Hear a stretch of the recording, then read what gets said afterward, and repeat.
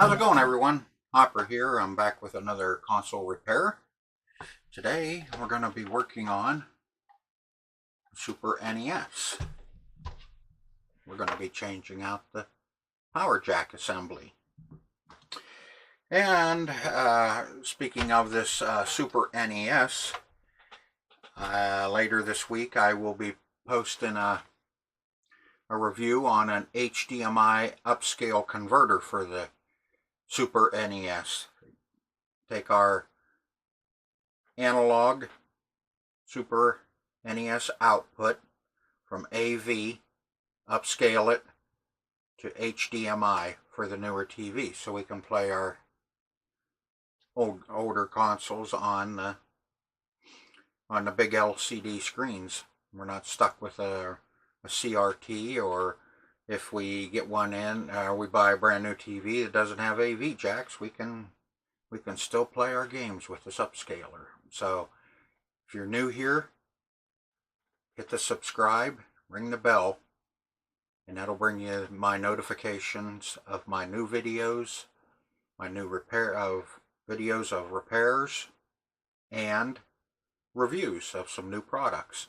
I also have the upscaler coming for the original Xbox, which I will be reviewing that one as well. Same thing, takes our AV from AV to upscales it to HDMI for better quality of pictures, and plus we can play them on our old TVs. So stay tuned, we'll have some new stuff coming up. So let's go downstairs and start getting this tore down, and I'll show you how to replace the power jack assembly on a Nintendo Super NES. Take it away. Okay, we got our Super NES. As you can see, it's kind of filthy. Try and clean that up once I have this all apart too. Needing your Phillips screwdriver, a Nintendo security bit, the large one, fits your Segas and your Nintendos, the new power jack assembly, and of course solder, flux, and soldering gun or soldering station, whichever you prefer. This one's in pretty good shape. You can see there's a couple corners here broken out. We got that one broken out, that one's cracked, that one's broke off, and that one's cracked, but there's no yellowing, so it does look decent. And this is what we're going to be working on, is the power jack. As you can see, the center's all broke out of it. So first thing we're going to do is we're going to take out the 6 security screws. There's 1, 2, 3, 4, 5, 6 screws.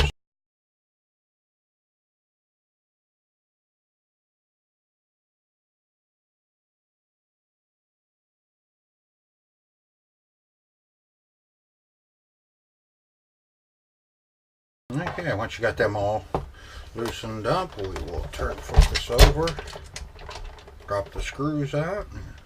1, 2, 3, 4. Got 2 hanging in there.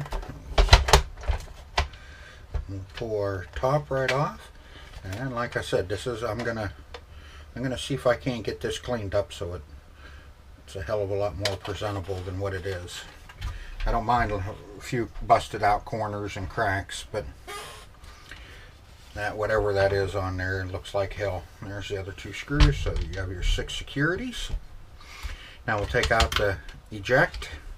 And what you do, lift this guy up, see how your spring goes in, and just slide him off to the side, and he'll come up out of there. There, we got our spring. Now we'll take off our control ports. You can see somebody's been pretty rough on this one. Got a piece of plastic laying in here. Hopefully that doesn't hurt anything. No, looks like somebody was really hard on this one controller port. Now all you have to do is just pull this ribbon cable, just slides right out of there.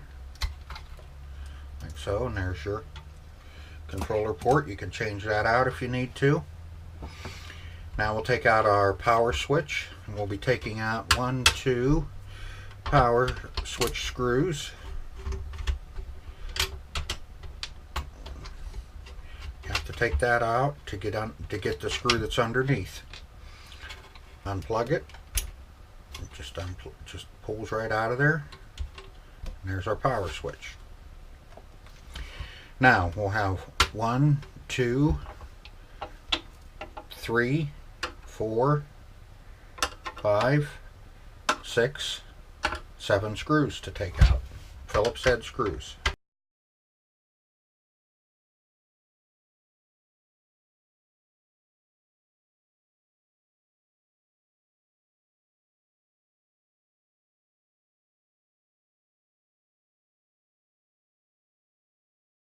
These 2 screws here.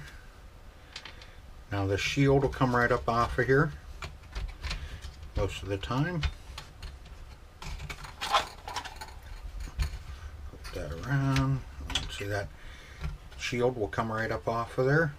Set him off to the side, and your whole board will come up out. See, we got a little dust bunny in here, nice little critter. We'll get that all cleaned up before we put it back together. And don't forget this little screw adapter, whatever you want to call it, is for the extra port that's on the bottom, the expansion port. Okay, now we got these 2. Drop them out of there. That's actually for our board, our power jack assembly. Now what we'll be unsoldering are these two heavy pins right here. We're going to desolder those 2. Now step away for a minute while I get everything set up, and we'll start desoldering those. Okay, I'll get some flux on these posts on that solder so we can start desoldering. I use a little Allen wrench, whatever you have handy to soak it up. Put some flux on there. Now we'll take our solder wick and start sucking up this solder.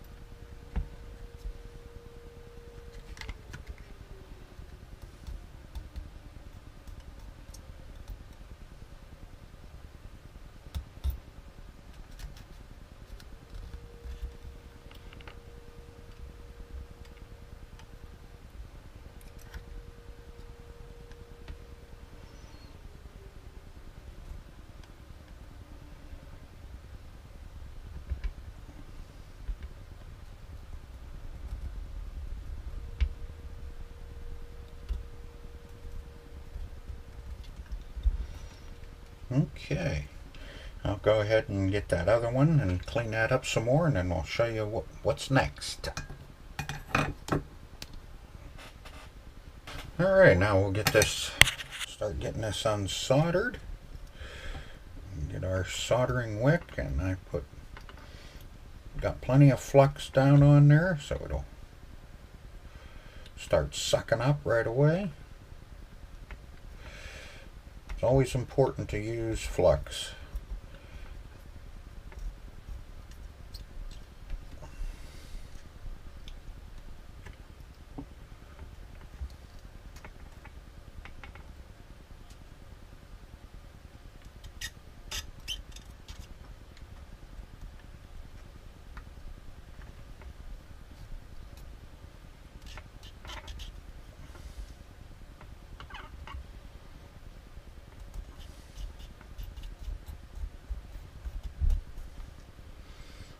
Okay, there's one just about done.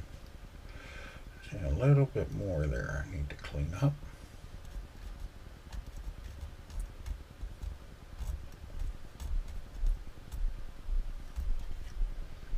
Alright, as you can see, that's just about ready. That's ready to come down out of there. So now we'll start on the next one.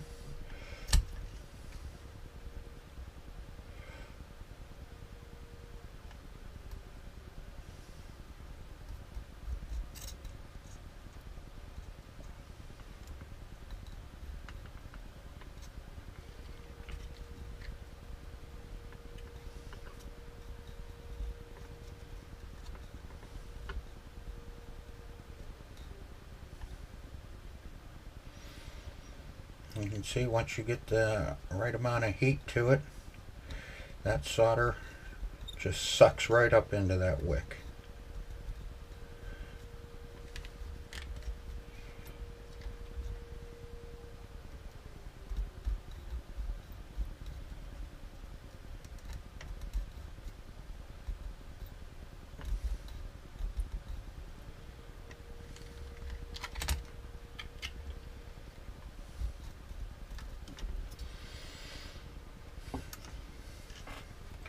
Alright, now get that finished cleaned up. I think you get the idea what we got to do, and I'll finish getting that cleaned up, and then we'll take her out and get the new one put in. Okay, we got one little screw left to take out, and that's that one right there. I leave it in just to hold it together while I'm working on it. That does go all the way up through your power jack assembly. Now, if I got all the solder off of those, it should be ready to come out.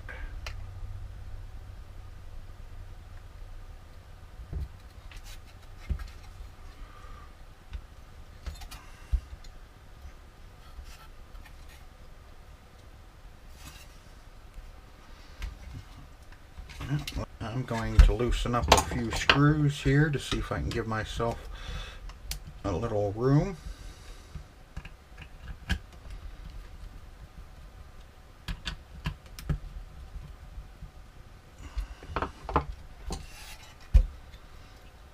See if that gives us just a little bit more room. Yep. And now you can just lift her and pull her up out of there. Okay, now we're ready for our new one. Get the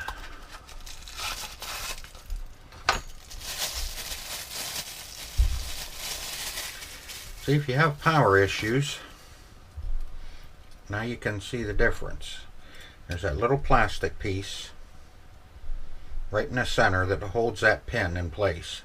And as you can see how this is all burred over, that they were really having some problems with power on this one. So let's slide her in there and get her, straighten out that one. Looks like one of my terminals got a little bent in shipping. We'll straighten him out.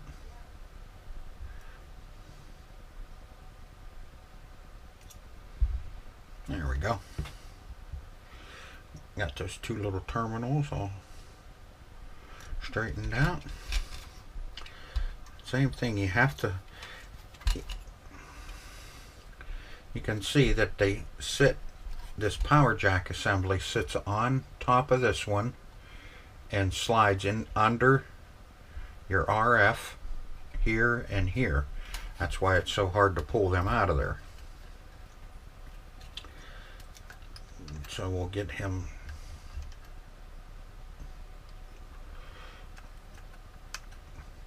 started. Get him started under everything, and then on the corner here we'll just lift him up and slide him right into place like so.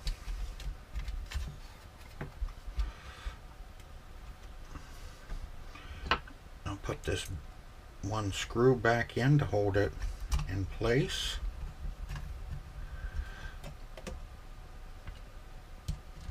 Tighten up these other three that we loosened up so we could slide that power jack assembly out.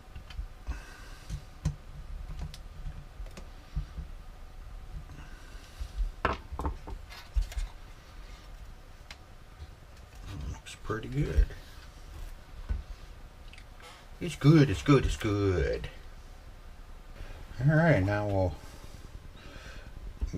get some flux on these.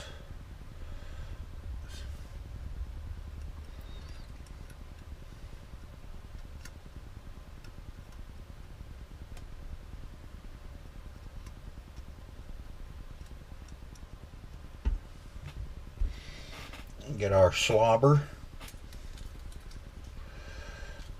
I'm using 6040 low melt heat electrical, and we'll get these soldered up.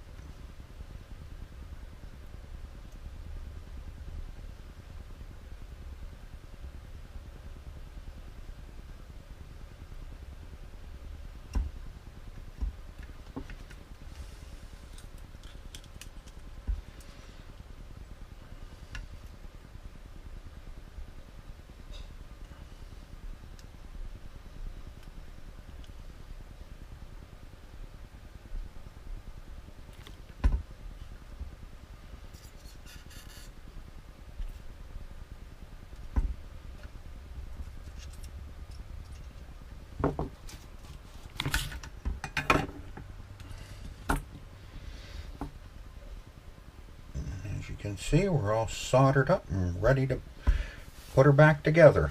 So I'm going to clean up the casing on that one, and then we'll come back and reassemble.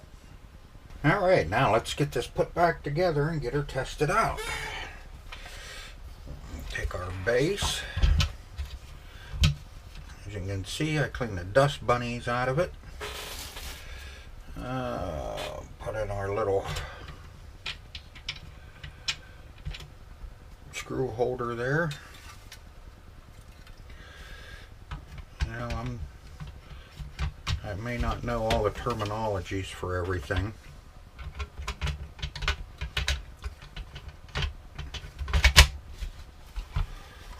but I'm not a book learner or whatever you want to call it. I'm more of a doer.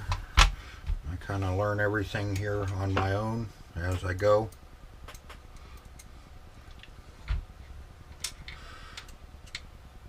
Almost all these repairs, nobody showed me how to do this stuff when I was learning. It was all on my own. It was tear it down and find out how to do it.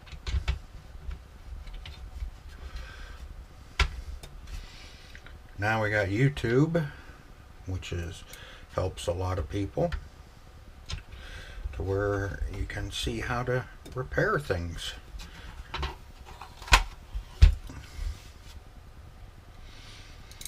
And so everybody doesn't have to go through what I did, I like showing people how to repair equipment or systems, consoles, whatever you want to repair. Any more on eBay, sorry about that, on YouTube, you can find anything, how to repair anything.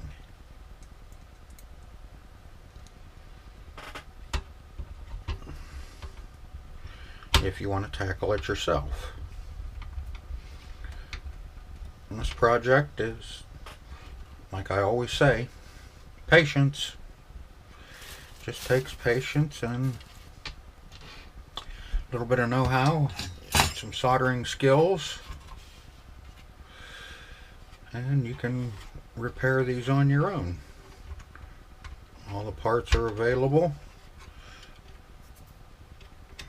And I'll leave a link in the description for the power jack assembly, where you can go and get it yourself. Biggest thing you need is the solder wick. Gotta have a solder wick in order to unsolder those joints, so you can, joints or connections, whatever you want to call them, to get them so you can pull it out. Put on our, oop. Oh yeah, sure. See, I'm talking and forget what I'm doing.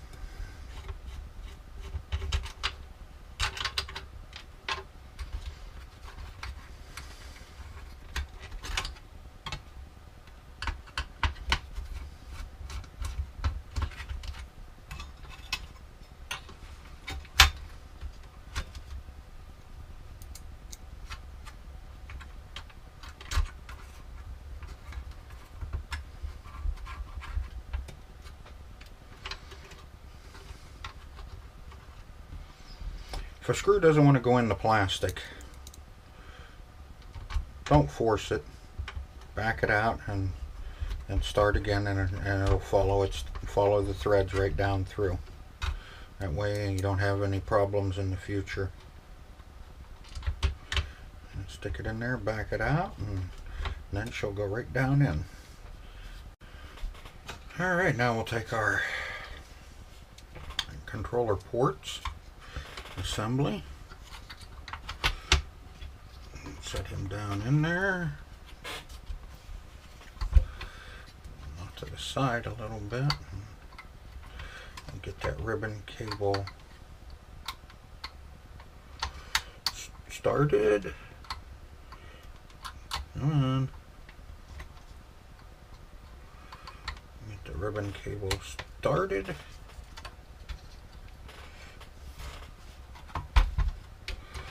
We'll just push him right in. Controller port assembly. Now we'll take our eject mechanism, as you can see, and just put that little spring right back on the rod and hook it right in that little groove. What I normally do is just make it so it's just holding a spring. Start it in that hole, give it a little twist. Slide her and lock her in. She's all ready. Now, as you can see, I got him cleaned up pretty nice. Turned out pretty good.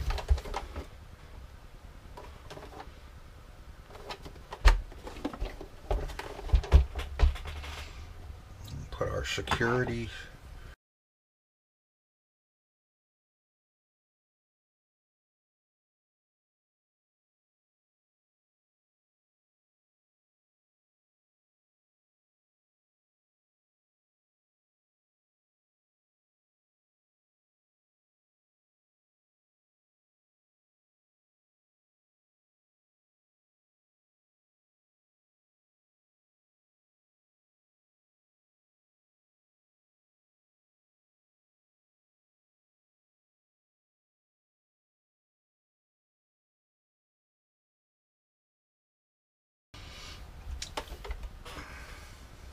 And as you can see, this is a UN 233-681-670. This is one of the newer ones.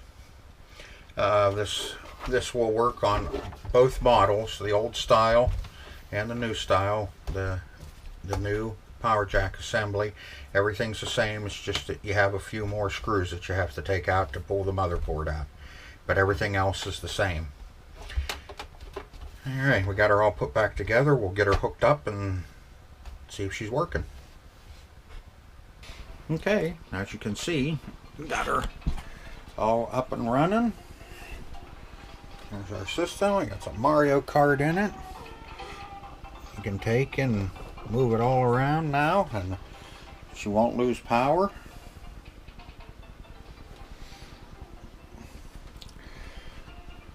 So we took care of that problem.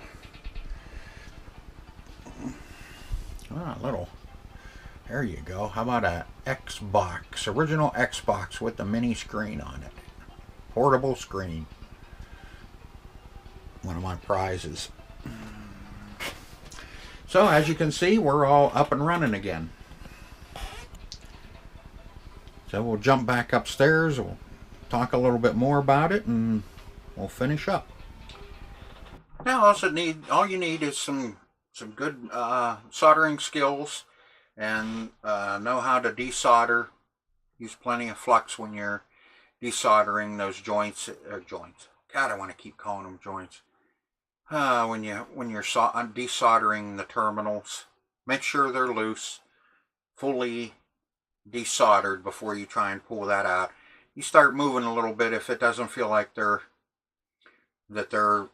fully desoldered. Touch them with your soldering iron, gun, station, whatever, and push on them a little bit with it. And most of the time, if it's just a little bead of solder, it'll unsolder and it'll move out of the way, and then it'll loosen it up.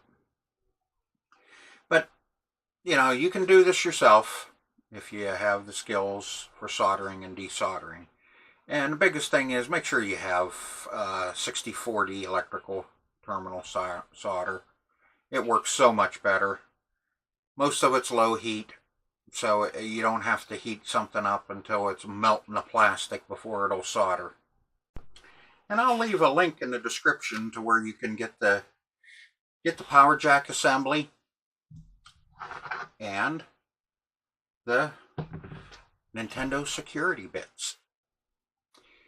So that's what I've got for you today, and like I said, don't forget to stay tuned because I have some new HDMI upscale converter cables coming for the original Xbox and the Super NES. And from what I understand, he's got some more in the works too. So as soon as they come out, I will get them and we'll test them out here on Retro Gaming with Hopper. So subscribe and ring the bell for notifications and you'll get them. That's what I've got for you today. With that, we resurrected another old gaming system that we can keep playing and enjoying. And so remember, keep retro gaming and have a lot of fun with those retro games.